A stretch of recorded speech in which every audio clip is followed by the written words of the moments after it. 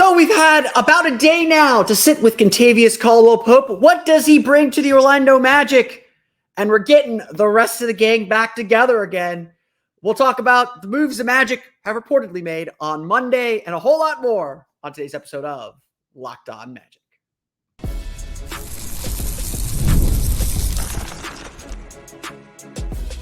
You are Locked On Magic, your daily Orlando Magic podcast. Part of the Locked On Podcast Network, your team every day. And you are indeed Locked On Magic. Today is July 2nd, 2024. Happy NBA New Year once again to everyone. My name is Philip Rossman-Reich. I'm the senior writer over at OrlandoMagicDaily.com. Of course, follow me on Twitter at PhilipRR_OMD. On today's episode of Locked On Magic, we'll dive a little bit deeper into what the Orlando Magic are getting in Kentavious Caldwell-Pope, how he makes the Magic a better team and might be more than just a Gary Harris plus. Plus, speaking about Gary Harris, he's coming back. So is Goga Bitadze. So might Mo Wagner. Probably Mo Wagner. And so will Jonathan Isaac. We'll get into all the reported moves that the Magic have made on Monday, what that means for the team, and where the Magic go next. We're going to get to all that coming up here in just a moment. But first, we want to thank you again for making Locked On Magic part of your day every day. No matter when you listen to us, whether it's first thing in the morning, whether it's right when we upload, we truly appreciate you making Locked On Magic part of your day every day. Remember, there's a great Locked On podcast covering every single team in the NBA. To search for Locked On and the team you're looking for, the Locked On Podcast Network. It's your team every day. Today's episode of Locked On Magic is brought to you by FanDuel. Make every moment more. With the playoffs wound down, sports have stopped sporting. It certainly stopped for the U.S. men's national team, and I'm still a little angry about it. But this summer, FanDuel is hooking up all customers with a boost or a bonus daily. That's right. There's something for everyone every day, all summer long. Visit FanDuel.com/lockedon to get started. So we've had now more than 24 hours to kind of sit back, assess, and review the Magic's big signing of the offseason. And at this point, it is the big signing of the offseason, a 3-year, $66 million deal for Kentavious Caldwell-Pope. There are reports that suggest there's a player option on the third year. What's not yet clear is how the contract is structured. If there's the standard 5% raises or decreases, it means that either the contract could start at about $20 million, which is how Magic still had $30 million of cap room, or if it's front-loaded, it could start at $24 million. And we'll do a little bit of math maybe later in the week to kind of suss some of this stuff out. I haven't had a chance to sit down and do all of this math. I don't like math, as some of you noted on yesterday's show when I did some bad mathing live on air. I was running on fumes, but I need to sit down and have the numbers in front of me before I can do some math on some things and even some things that we'll discuss a little bit later on in the show. The most important thing, though, that we want to know is what kind of player are the Magic getting in Kentavious Caldwell-Pope? And my initial reaction to the signing is that essentially this is the Magic getting a better version of Gary Harris. Whatever the Magic had in Gary Harris, and we will talk Gary Harris here in a minute, but whatever the Magic had in Gary Harris, Kentavious Caldwell-Pope does all of those things, does all the things that Gary Harris does, but does them better. He is a better three-point shooter. He is a better defender. But he does them without needing the ball a ton. And I know you're probably thinking, why are we spending $22 million, an average of $22 million over the next 3 years for someone like that? Well, he does them a lot better, especially the defensive side. He's a much bigger player. He is a starter in the league. He's 31 years old, but he is a starter in this league and someone that is going to gain and have the respect of defenses in a way that Gary Harris didn't. On top of that, where Gary Harris misses 20 games a year, Kentavious Caldwell-Pope has failed to reach 70 games in only 2 seasons in his career. And one of those seasons was the COVID-shortened 2020 season, when I don't think they even played 70 games in the regular season. So KCP is a much more reliable player from an availability standpoint, which is kind of important for this Magic team, but also a much better player in a lot of the ways that matter.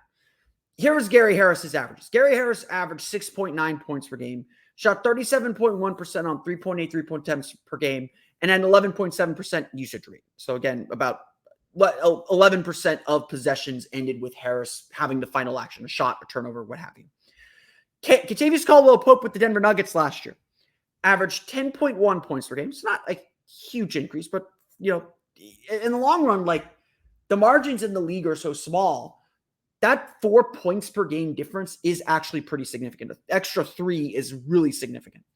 Through 4.1 3-point attempts per game and a 12.9% usage rate. This is coming, by the way, on a Denver Nuggets team, the only team that shot fewer threes than the Orlando Magic. Now, I get it. They have Nikola Jokic. That does change some things. But I think the Magic might be open to shooting more threes. That's a big thing I'm about with this team. And so maybe KCP can increase that a little bit, get up to 12, 13 points per game, shoot 5, 6 threes per game. I think that's where the Magic probably want him to land. On top of all this, KCP made 39.7% of his 3.3 catch and shoot 3-point attempts per game. He gets his threes in different ways. He's not just a catch and shoot guy. Gary Harris was essentially only a catch and shoot guy, 37% on his catch, on 3.5 catch and shoot 3-point attempts per game, according to Second Spectrum. But essentially, again, offensively at least, Caldwell-Pope does everything that Gary Harris does, but better. And he's going to play essentially the same role. And that's going to be a theme of this show because, yes, the Magic are going for continuity. They're going to, not rock this boat too much. And we will discuss in a little bit whether that's a good thing or a bad thing, the pros and the cons of it, and where the Magic go next. We're going to get to that later in the episode. But for the purpose of this part of the conversation, the reason why I think Kentavious Caldwell-Pope can work, the reason why I think his stats from Denver are translatable, that perhaps the Magic can get him to increase that production a little bit, is because he played virtually the same role in Denver. He is comfortable playing a role where he does not have the ball in his hands a lot. And so Orlando can just slot him into the Gary Harris role. And just from and this was my conclusion in the immediate reaction that I did yesterday on the live show, or 2 days ago on the live show. At the very least, the Magic got better. They may not have filled all of their needs. They may not have, Kentavious Caldwell-Pope is not making plays. He's not attacking a ton off the dribble. He'll slash a little bit more. He'll get to the basket a little bit more. He's not exclusively a 3-point shooter like Gary Harris is. But on a baseline level, just on the offense alone, the Magic are replacing Gary Harris with a better version of what he does. And as much as people want to hate on Gary Harris, and I get it, he had a terrible playoffs. I'm not going to sit here and deny that. With Gary Harris as the starting shooting guard, the Magic had a 114.7 offensive rating and a 102 defensive rating. If Kentavious Caldwell-Pope is truly better at both ends of the floor than Gary Harris, but can play the same role and just plug into that same role and not disrupt anything else the Magic are doing, the Magic got better. And that, of course, doesn't get into the defense. Kentavious Caldwell-Pope is a solid defender. He received 11 votes for all defensive second team. I know he struggled in the playoffs a little bit with Anthony Edwards, who wouldn't. But that series still went 7 games. And he's going to fit right in defensively. He's 6'5". He's a big guy. He's 6'5", like 201. He's a big guy. He can switch onto any defender really that you would throw him at. The Magic are going to be able to be a lot more aggressive on defense. So defense that's already one of the best defenses in the league just got better. Just got a lot better, in fact. And the Magic are going to be real tough. And look, bottom line is this. Some part of what we're thinking about is the competition. Like, who are the Magic facing that they're going to need to climb over to win championships? Well, between Jalen Suggs, Kentavious Caldwell-Pope, and Franz Wagner, they have 2 guys who are already receiving all defensive team votes. And I think a lot of us would recognize and understand Franz Wagner is a very underrated defender. So when you have to play Jason Tatum and Jaylen Brown, the Magic are set. Or when you have to play, Derek White and Drew Holiday, obviously a much tougher group too. But that's a tough team. But Orlando has players who can match up. They're loading up to match up against those guys. Going up against Darius Garland and and Donovan Mitchell, the Magic are a little bit better prepared to play them and throw different bodies and different types of players at them than maybe they were in the playoff season. And it's not that Gary Harris is a bad defender. I think he's a solid defender, but he is not disruptive. KCP is disruptive. He will get deflections. He will get steals. He will get into passing lanes. And that's, again, at the very baseline, before we get to any of the other things that the Magic did or didn't do. Baseline, the Magic got better. And KCP is a player that fits right into what the Magic are doing and does not disrupt anything else. He's not taking shots from Paolo Banchero. He's not taking those reps from Franz Wagner. He's not taking away from Jalen Suggs. He stays out of the way. And he will be successful in that role. And so the Magic have a better version of what they had last year. And you hope that that means, especially because they were, again, a half away from getting out of the first round, you hope a little bit more consistency. And I know KCP struggled in the playoffs this year, but a little bit more consistency perhaps gets you over the top and to that next level and just elevates you a little bit. Magic don't have to go very far. Now, obviously, a team behind them got significantly better in Philadelphia, so the Magic do have some work to do. And we're going to talk about where the Magic go next, but first we have to talk about what they did Monday because the run it back train is back. The theme of today's episode is continuity, and boy, the Magic are back at it with continuity. We'll get to that coming up here in just a moment. But first, it's time for a quick word from our friends over at FanDuel. I typically love sports, but today it was depressing. U.S. men's national team falling to Uruguay, bowing out of Copa America. The summer of soccer is become a summer of tragedy, and it's not what we want to feel on this holiday weekend. There's so many great events going on and so many fun things still to come. The WNBA still in full swing, MLB in full swing, NFL on the horizon. So as the sports that we know and love wind down and other sports take their place, FanDuel lets you keep it going whenever you want. All you have to do is open the app and dream up bets anytime you are in the mood. And this summer, FanDuel is hooking up all customers, that's in all caps, with a boost or a bonus daily. That's also in all caps. That's right, there's something for everyone every day all summer long. So head over to FanDuel.com/lockdown and start making the most of your summer. Obviously, free agency has happened in the NBA. So if we're looking ahead to some NBA futures, or the Orlando Magic are now no longer the long shots to win the Eastern Conference. In fact, Eastern Conference 2024-25 winners, the Orlando Magic went from the worst odds among all teams that made the playoffs to fifth, right behind Boston, Philadelphia, New York, and Milwaukee, plus 2,000. That's tied with Miami, believe it or not, and Cleveland. So Orlando back in the mix now to win the Eastern Conference. Somehow Indiana's plus 3,000. That's a pretty good line. So if you want an early bet on the Orlando Magic winning the Eastern Conference, now is the time to do it. Check it out again at FanDuel.com/lockedon. FanDuel is an official sports betting partner of Major League Baseball.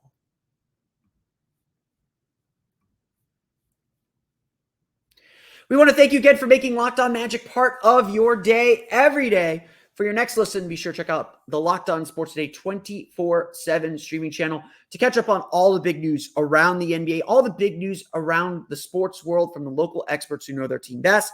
Locked On Sports Today brings you the can't-miss analysis, opinions, and news. The best of the Locked On Podcast Network, streaming 24/7 on YouTube or the free Amazon Fire TV channels app. As part of the Locked On Podcast Network, your team every day. So after the Magic made the Kentavious Caldwell-Pope signing, we suspected, okay, maybe the Magic are still going to be in on Isaiah Hartenstein. Maybe they'll go out and make a big move. Well, that move got quieted very early Monday when Woj reported that the Oklahoma City Thunder had brought him on a contract that paid him $30 million a year or $28 million a year, something like that. And I think most Magic fans are like, yeah, it's probably a little too rich. He's not that big of an improvement over Wendell Carter. We'll take our chances. We're not going to lose sleep over that one. We made our big spend on Kentavious Caldwell-Pope. And then you start looking around and you're like, okay, well, the Magic kind of filled out their starting lineup. There's no other real good center options. Where are the Magic going to go? And obviously I kind of said, like, my goal for this season was go get a starting guard. They did that. Maybe not the one we all thought. We'll talk about where the Magic go next from here in a minute, but maybe not the one we thought, but they got a starting guard. They got someone who's a good shooter, made the team better. I'm pretty, I wouldn't call it an A+ move. It's a solid B. I'm happy. Get on base. Well, the team is better today than it was a week ago. Then I was looking at, okay, let's get a bench shooter. Let's get a wing off the bench who can shoot. Let's secure a third center. And then if we can, let me get a third point guard, a third veteran point guard to kind of complete the summer. That's kind of where I'm still at. Those are still kind of the needs that I see on this roster. I suspected that it was possible. And I probably thought like this would be ideal, actually. That the Magic go ahead and fill that third center spot with Goga Bitadze. No reason to go with anyone different. There's not anyone that's significantly better on the market. He's probably not going to get the contract he really likes. You're going to be willing to pay him a little bit more just because you know him, you have the money. It was a good match. And so, not a complete surprise, but the Orlando Magic are reportedly going to sign Goga Bitadze to a 3-year, $28 million deal. So a little bit bigger contract than I thought. $8 million. Essentially, we've talked about this a lot. The Magic, The Magic declined the team option on Mo Wagner, expecting to bring him back at the room mid-level exception. The Magic essentially spent the room mid-level exception on Goga Bitadze. The room mid-level exception came at about $7.9 million, a little bit more than that. Around $8 million still. There is a way to structure the deal to fit into that full room mid-level exception. So the Magic spent the mid-level exception on their third center. That doesn't mean that Mo Wagner is out of the picture. The Magic, because they're not going out and spending big on a second free agent, do have the money, do have the ability, and I believe they do have full bird rights, so I don't think it matters that much, but they do have the ability to go out and retain Mo Wagner. That is absolutely something they can do. They will probably give him a healthy pay bump. I'm expecting something in the range of 3 for 36 now. If Goga's getting 8, Mo's going to get 12. And so if you get 3 for 36, put a team option, put a player option on that third year, put a non-guarantee on that third year again. That to me would be a solid get. You'll have to solve that center problem beforehand, but again, we'll get to that in a minute.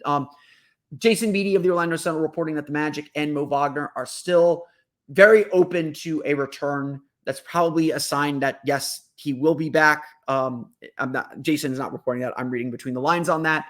But it does seem like that's on track. Mo Wagner is probably the top center available in free agency right now. And so I do think the Magic are probably going to have to pay a little bit more. I'm betting what's going on is the Magic are saying, go get an offer from someone, set your market, we'll pay it. And that'll take care of that. The other signing the Magic reportedly made today was a bit of surprise. And a lot of Magic fans not super thrilled about it, but I honestly don't think it's terrible. The Magic are set to bring Gary Harris back on a 2-year, $14 million deal. So probably flat $7 million for the last 2 years. Essentially, the Magic cut his salary in half, but they still get to retain one of their best three-point shooters. Now, look, I get it. Gary Harris has dealt with a lot of injuries. He had a really bad playoffs, shot 31% from three from the playoffs. And for a team that has so few shooters, that is a big deal. Like, you felt like Gary Harris's one role on this team, the one reason he was starting is he was a reliable shooter. So when the Magic could lean on, wasn't going to demand the ball a lot, would be there when the ball swung to him. His one job was to make threes. He didn't make threes in the biggest moment. And so I get that really stings. But he still shot 38% from three this year. He's above 40% in 2023. He's still a really good shooter. He's still a really solid defender. And, some of the options we talked about for that shooting role, you wouldn't get that cheap. But you get what you pay for. Some of the other shooters that we talked about in that shooting role, Gary Trent Jr. and Buddy Hield, especially, not good shooters. Not good shooters. No, they're good shooters, actually. Let me check that. They are good shooters, not good defenders. Don't fit the style the Magic want. And I think above everything else, the Magic have made it very, very clear that they're not going to compromise their defense for shooting. Again, agree or disagree with that decision. There's plenty to debate about it. But I think it's become very, very clear the Magic are not compromising on certain key principles as they look to add to the roster, at least at this stage. Now, there may be come a time when that risk becomes tolerable. They are not there yet. And so you look at the players they've added and the players that they've emphasized on adding, it is about staying true to this team. Jeff Weltman told us the day after the season ended, we are not going to give up our North Star or our DNA this summer. They were not chasing players who did not fit the culture that they had already established, that did not feel like they would add or enhance their culture. And so that has them, it seems like, ending up essentially running the team back. Just like they did last summer when the Magic only added Anthony Black, Jet Howard, and Joe Ingles. It feels like a really good chance that the Magic are only going to add Tristan da Silva and Kentavious Caldwell-Pope. And that's going to be how they roll things forward. Look, Jeff Weltman has very much said that he believes continuity is especially valuable for young teams. And this is still a young team. Do not get it wrong. This is still a very young team. And so continuity with the coaching staff, continuity with the players gives a bit of familiarity, gives them a little bit of a leg up to pick up the speed of the very basic stuff in training camp and start getting better and start growing. I 100% believe that the momentum from the end of the season into this season, kind of hitting the ground running, I think that really helped this team. Will it help it again? And this is, I think, the gamble you're making a little bit is that at some point stuff does go stale. I was having a conversation with a buddy about this. He was talking about, do you think the Magic would bring back Markelle Fultz? And I'll say this. If the Magic are looking to add a third point guard, Markelle Fultz is an option. I don't think they will do it. I think that the limitations are there. I think they want to create a very clear pathway for Anthony Black to play. So I think I don't think they will bring back Markelle Fultz. But like I've said before, no one in that locker room is more beloved than Markelle Fultz. They love that dude. And we as a person, we all love that dude. That dude is a real one. But I was making this point. It's like, the Markelle situation reminds me a little bit of Grant Hill in that when the Magic let Grant Hill walk after the 2007 season, that's how they got the money to sign Rashard Lewis. But when they let Grant Hill walk after the 2007 season, my understanding, and I wasn't covering the team back then, but the stories I'd always heard was that Otis Smith made the decision then because he didn't want Dwight Howard and Jameer Nelson deferring to Grant Hill. He didn't want Grant Hill to be the leader of the team. He wanted that team to be very unequivocally Dwight Howard's team, but Dwight and Jameer's team for leadership purposes. And I feel like that's the kind of situation the Magic are in now. Like in order for Paolo and Franz to take over, in order for AB to get the playing time that he needs, you got to take away the security blanket. And that's to me the risk of constantly churning over with continuity. To me, that's the risk of doing this again. It doesn't mean you make wholesale changes. I was only expecting one change to starting lineup, maybe adding a max of like 3 veteran players. So I'm not a big fan of change the roster over every year, all role players gone. That's what the Magic did with Tracy McGrady, and it stunk. It was not good. Someone said, this, the way the Magic are kind of sitting on their hands and not doing something big, perhaps. This is how they lost Shaq or whatever. And you're right to an extent. But I would also add this churning, Jeff Weltman has an organizing philosophy. He does have the thing that he is looking for. He does have a vision for how this team plays. And honestly, he has done a very good job being disciplined to that approach. The results have come. You can't argue with the process because we've had the results. And I think he's doing that again. He knows what this Magic team is going to be. He is not compromising on that to get a few extra wins, in the season, because that's not going to help them get to where they need to be. And that's winning a championship at the end of the day. Look, as much as we want to talk about these individual moves and additions, this project is still about Paolo Banchero and Franz Wagner. If Paolo Banchero becomes a superstar this year, if he's an all-star again, the Magic are going to be fine. They're better. They are a better team. Like Gary Harris, people don't like Gary Harris. And look, he had a bad playoffs. I get it. I don't like Gary Harris as a starter. I came away from the playoffs saying he is not a starter in the league anymore. But off the bench, I'm fine with him off the bench. I love that role for him off the bench. And if you need him to start a game or two because KCP's out, that's fine. But I love him off the bench. He is great off the bench. And as the Magic are essentially taking a successful starter from last year and moving him to the bench. Depth is not bad. This team is deep. And especially when we do start talking about trades, maybe at the trade deadline, maybe next summer, maybe later this summer, having that depth is going to be very, very valuable. The Magic now have some movable contracts as well, it looks like. So where do the Magic go next? What are they doing next? We'll talk a little bit about the needs they didn't address and the needs that they should still address coming up here in just a moment.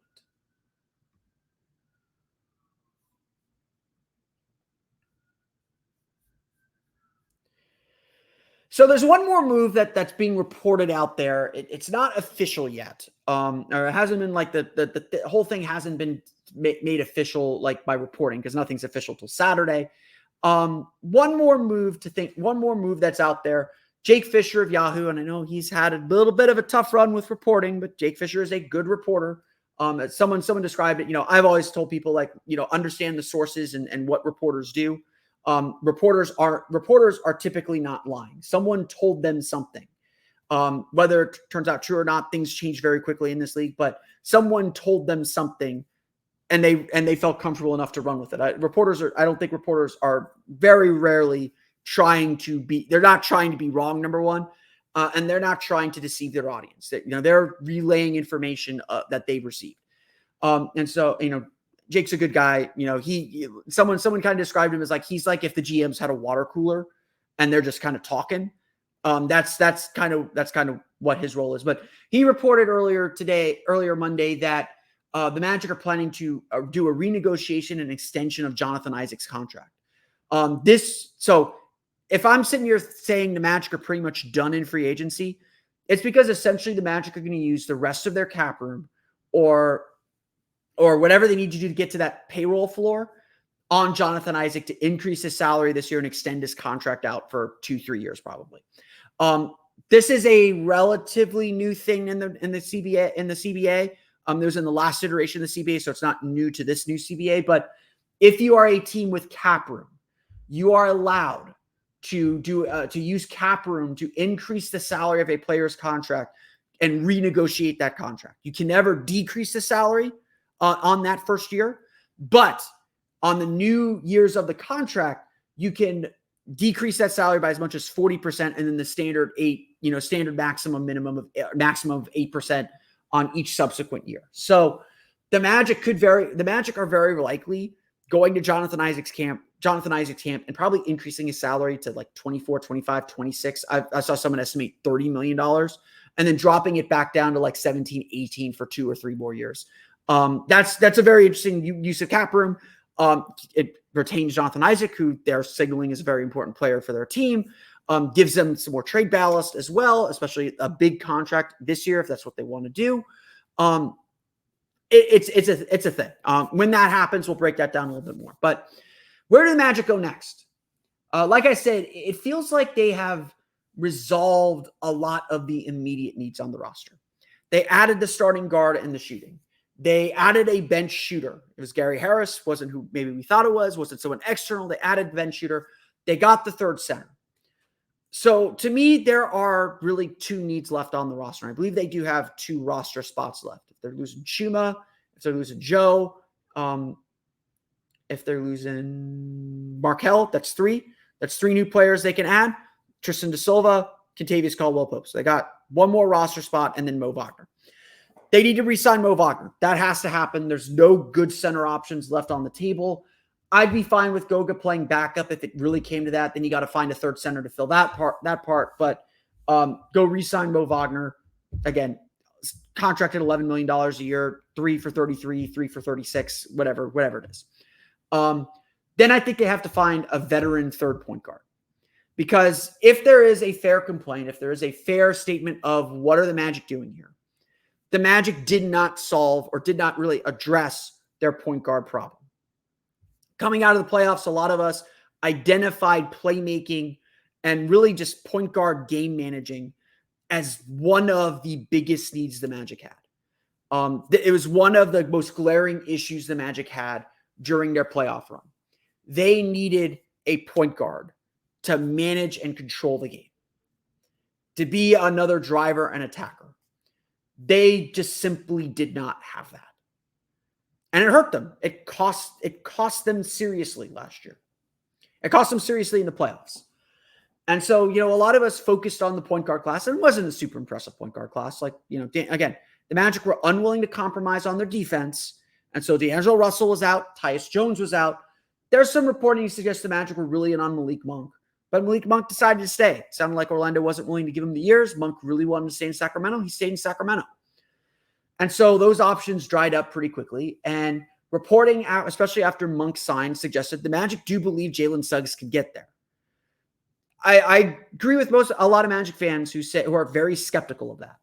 We talked about it a little bit a week or so ago now, about whether Jalen Suggs can step into that role.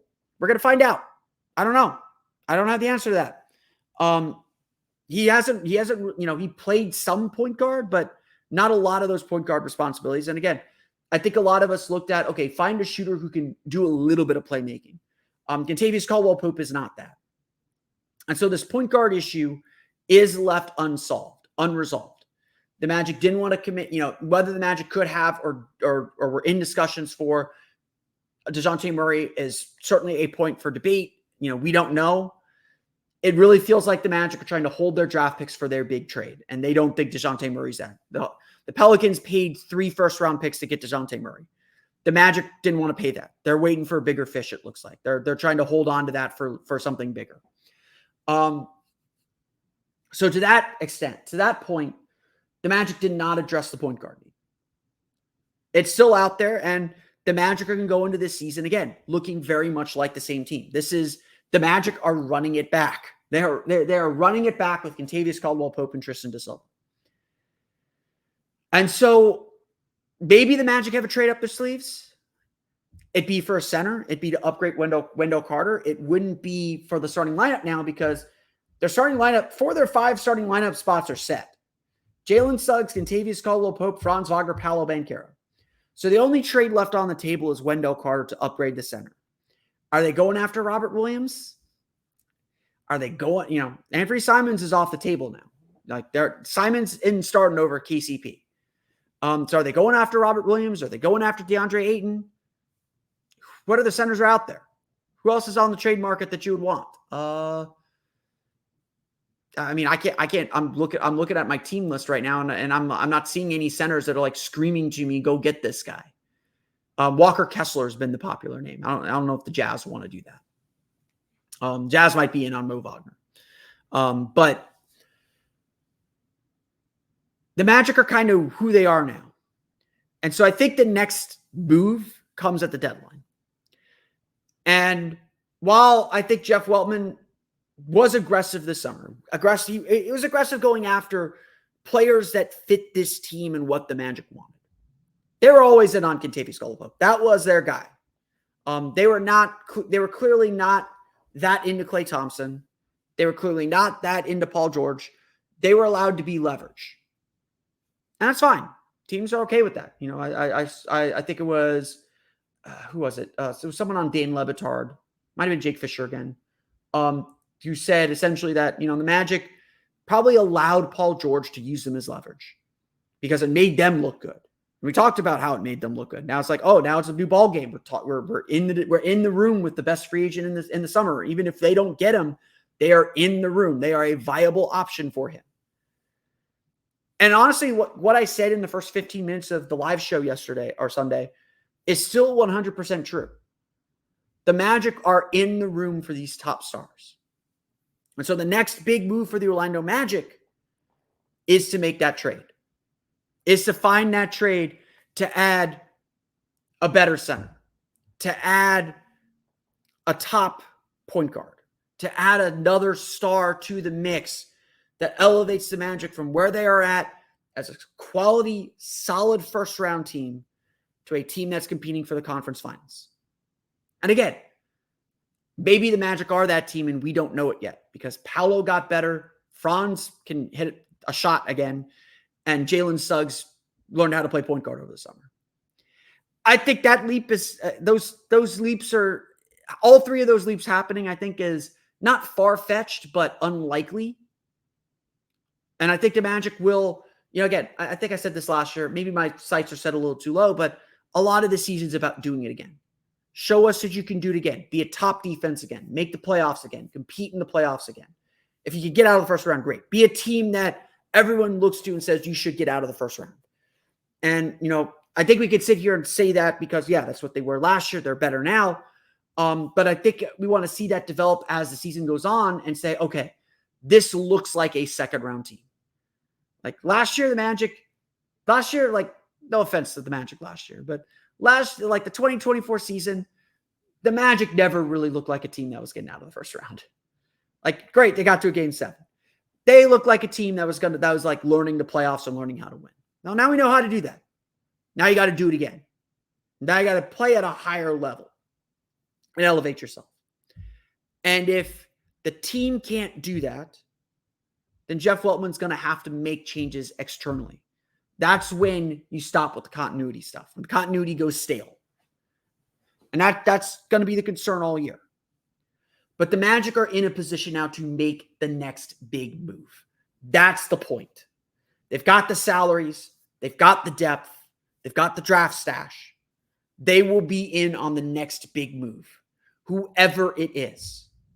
Could be like Tyler Hero from Miami. I don't like that option either, but I'm looking at my board of NBA teams and going down the list of who this could be. Whoever that next big player is, the Magic will be in on them. They set themselves up, I think, this summer to do that.